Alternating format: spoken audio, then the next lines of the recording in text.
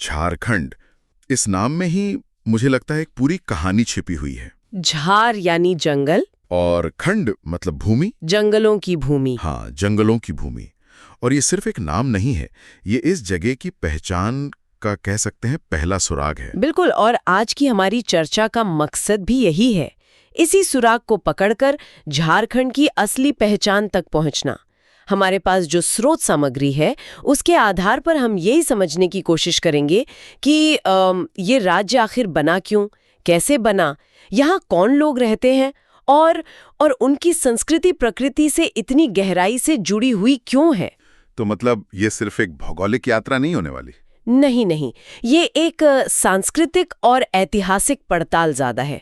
हम देखेंगे कि कैसे एक क्षेत्र की पहचान उसकी जमीन, उसके लोगों और हाँ, उनके त्योहारों में बसती है। तो चलिए इस कहानी को शुरू से शुरू करते हैं। जरूर। तो जैसा कि सामग्री में बताया गया है, झारखंड हमेशा से एक अलग राज्य तो था नहीं, ये बिहार का हिस्सा था। तो मेरे जहन में पहला सवाल यही आता है कि ये अलग होने की भावना आई कहाँ से? क्या कोई खास वजह थी जिसने इस आंदोलन को जन्म दिया? ये एक बहुत अच्छा सवाल है, क्योंकि ये हमें सीधे मुद्दे की जड़ तक ले जाता है। देखिए, स्रोतों को पढ़ने पर एक बात जो साफ उभर कर आती है वो ये है कि ये कोई एक दिन में लिया गया फैसला नहीं था। अच्छा।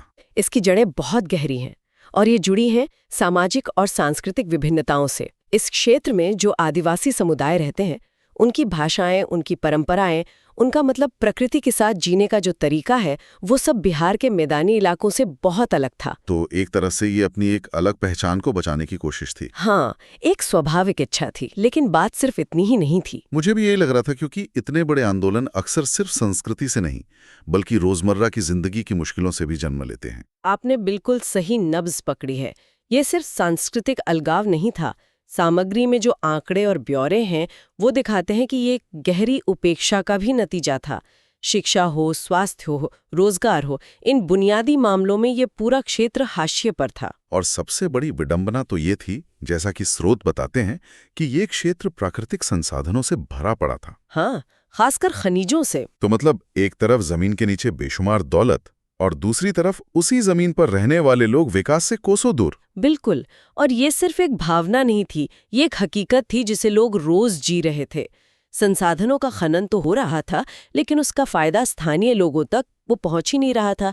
इससे एक असंतोष पैदा हुआ जो धीरे धीरे एक बड़े आंदोलन में बदल गया। तो ये सिर्फ पहचान की नहीं बल्कि अपने हक और अपने संसाधनों पर अधिकार की भी लड़ाई बन गई। सही कहा, ये अपने हक की लड़ाई थी। और इस लंबी लड़ाई को दिशा देने वाले कुछ चेहरे भी जरूर होंगे। स्रोत किन लोगों को इसका श्रेय देते हैं? देखिए, इस आंदोलन की यात्रा बहुत लंबी है और इसमें अनगिनत लोगों का योगदान है, लेकिन हमारे स्रोत 3 नामों पर खास जोर देते हैं जिन्होंने अलग अलग दौर में इस आंदोलन को नेतृत्व दिया। कौन है वो? सबसे पहले भगवान बिरसा मुंडा, जो सिर्फ एक स्वतंत्रता सेनानी नहीं बल्कि आदिवासी अस्मिता के सबसे बड़े प्रतीक माने जाते हैं।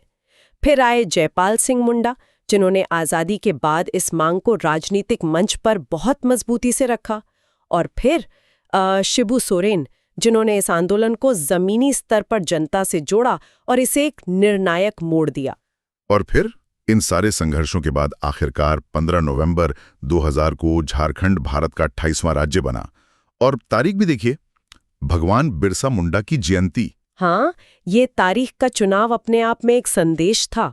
इससे ही पता चलता है कि इस राज्य की पूरी बुनियाद आदिवासी पहचान और सम्मान पर टिकी है। बिल्कुल, ये सिर्फ एक नए राज्य का गठन नहीं था, बल्कि एक लंबे संघर्ष और बलिदान को दी गई एक श्रद्धांजलि थी। तो अब राज्य बन गया है। चलिए अब बात करते हैं उन लोगों की जो इस जंगलों की भूमि को अपना घर कहते हैं। स्रोत इसे आदिवासियों की भूमि भी कहते हैं। तो यहाँ कौन कौन सी प्रमुख जनजातियां रहती हैं? हाँ, सामग्री में मुंडा, संथाल, उरांव, हो, खड़िया, बिरहोर और कोरवा जैसी कई प्रमुख जनजातियों का उल्लेख मिलता है। लेकिन यहाँ जो बात सबसे आकर्षक है वो ये है कि ये लोग यहाँ के मूल निवासी हैं। हजारों सालों से। हाँ, उनका इतिहास हजारों साल पुराना है। उनका इस जमीन से, यहाँ के जंगल और नदियों से सिर्फ एक भौगोलिक नहीं बल्कि एक आध्यात्मिक रिश्ता है। ये उनकी पहचान का हिस्सा है, उनकी विरासत है। लेकिन स्रोत ये भी साफ करते हैं कि यहाँ सिर्फ आदिवासी समुदाय ही नहीं बसते। नहीं, बिल्कुल नहीं। कुर्मी, यादव, ब्राह्मण, राजपूत, कायस्थ जैसे समुदायों का भी जिक्र है। साथ ही मुस्लिम और ईसाई आबादी भी इसका एक अहम हिस्सा है। तो ये तस्वीर एक मिलीजुली संस्कृति की बनती है। बिल्कुल, एक ऐसा गुलदस्ता है जिसमें कई तरह के फूल हैं, और यही इसकी खूबसूरती है। और ये विविधता सिर्फ लोगों में ही नहीं, इस धरती में भी है। धरती में? वो कैसे? हमारे पास जो सामग्री है वो एक बहुत ही दिलचस्प वैज्ञानिक तथ्य की ओर इशारा करती है। झारखंड का क्षेत्र, जो छोटा नागपुर पठार का हिस्सा है, वो दुनिया के सबसे पुराने भूभागों में से एक है। सबसे पुराने भूभागों में से एक?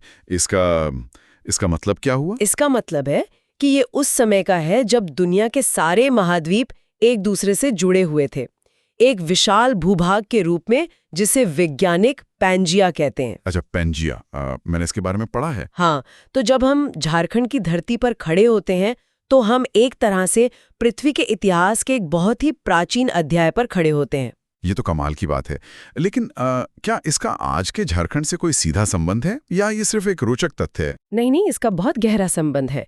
इसी प्राचीन भूभाग और उसकी भूवैज्ञानिक संरचना की वजह से ये जमीन खनिजों से इतनी ज्यादा समृद्ध है।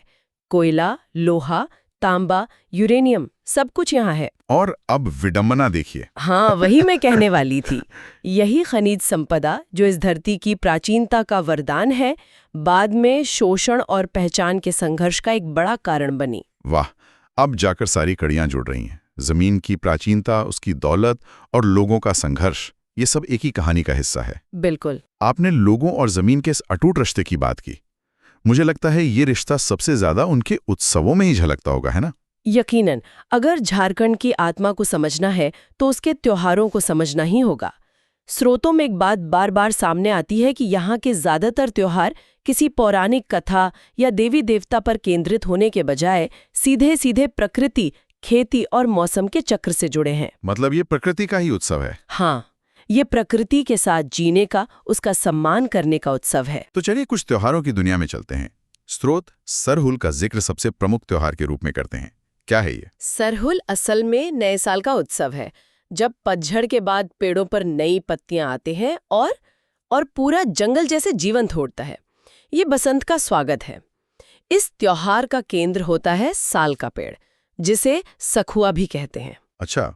लोग साल के फूलों की पूजा करते हैं, धरती माता को धन्यवाद देते हैं और आने वाली फसल के अच्छे होने की कामना करते हैं। ये प्रकृति के प्रति एक कृतज्ञता का पर्व है। बहुत सुंदर। इसके बाद कर्मा पूजा का भी जिक्र है।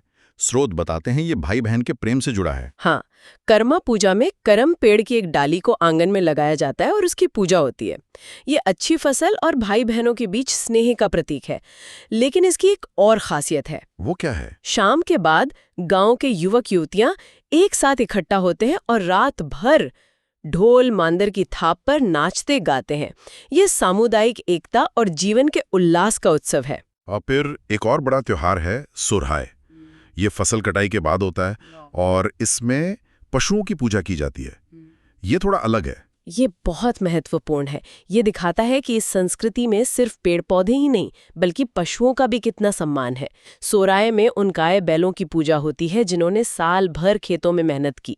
उन्हें नहलाया धुलाया जाता है, सजाया जाता है, अच्छे अच्छे पकवान खिलाए जाते हैं। एक तरह से अपने सहयोगियों का धन्यवाद करने का तरीका। बिल्कुल। सोराय पेंटिंग के बारे में भी स्रोत में जिक्र है।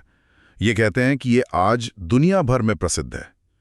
क्या सामग्री ये बताती है कि ये कला गांव की दीवारों से निकलकर वैश्विक मंच तक पहुंची कैसे? स्रोत इस प्रक्रिया की बहुत ज्यादा डिटेल में तो नहीं जाते, लेकिन वो इस तथ्य को रेखांकित जरूर करते हैं कि ये कला, जो त्योहार के दौरान मिट्टी के घरों को सजाने के लिए की जाती थी, अब कैनवस पर उतर आई है और दुनिया भर की आर्ट गैलरीज में अपनी जगह बना चुकी है। ये तो एक बेहतरीन उदाहरण है कि कैसे एक स्थानीय परंपरा वैश्विक पहचान हासिल कर सकती है। हाँ, ये दिखाता है कि इन संस्कृतियों में कितनी गहराई और सौंदर्य है जो पूरी दुनिया को आकर्षित कर सकता है। और सूची में एक माघे पर्व का भी जिक्र है। हाँ, माढ़े पर्व मकर संक्रांति के समय मनाया जाता है।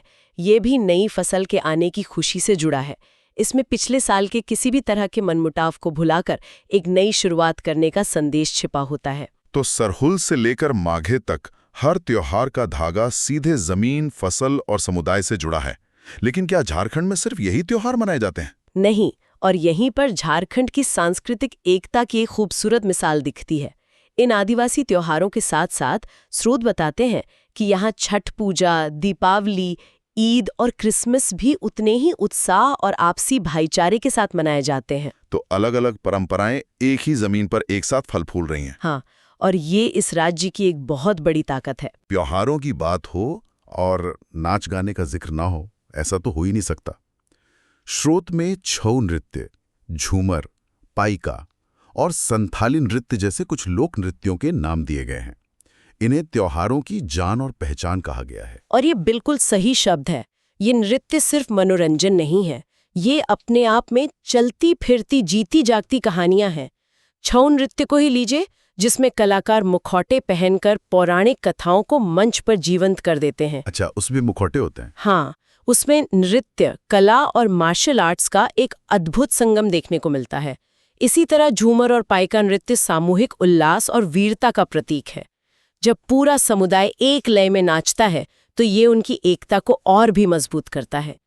ये नृत्य, कह सकते हैं, झारखंड की ऊर्जावान संस्कृति की धड़कन है। तो इस पूरी चर्चा को अगर हम समेटें, हमने झारखंड नाम के एक सरल से अर्थ, जंगलों की भूमि से अपनी बात शुरू की थी, और अब हम एक ऐसी दुनिया की खोज कर चुके हैं जो प्राचीन भूभाग, पहचान के लिए किए गए लंबे संघर्ष और प्रकृति के साथ एक गहरे आध्यात्मिक जुड़ाव से बनी है।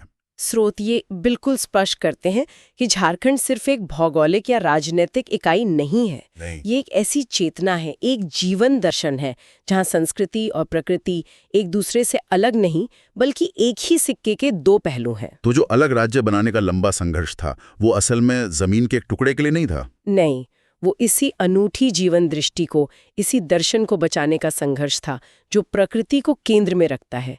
ये सिर्फ अधिकार की लड़ाई नहीं थी, ये अस्तित्व और अपनी जीवन शैली को बचाने की लड़ाई थी। बिल्कुल। और यहीं पर आकर आज के संदर्भ में एक बहुत जरूरी सवाल खड़ा होता है। हाँ, स्रोत सीधे तौर पर तो नहीं पूछते, लेकिन उनकी दी गई जानकारी हमें उस पर सोचने के लिए मजबूर करती है। क्या सवाल है वो? वो ये कि जैसा हमने देखा, झारखंड की पहचान उसके जंगलों, उसकी नदियों और उसके प्राकृतिक संसाधनों से गहराई से जुड़ी है। आज जब पूरी दुनिया आधुनिकीकरण और विकास की तेज रफ्तार से आगे बढ़ रही है, तो सवाल ये उठता है कि विकास और संसाधनों की आधुनिक जरूरतों के बीच प्रकृति पर केंद्रित ये प्राचीन संस्कृति, ये खुद को कैसे बचाए रख सकती है और कैसे विकसित हो सकती है? ये एक ऐसा प्रश्न है जिस पर हम सबको विचार किया जाना चाहिए।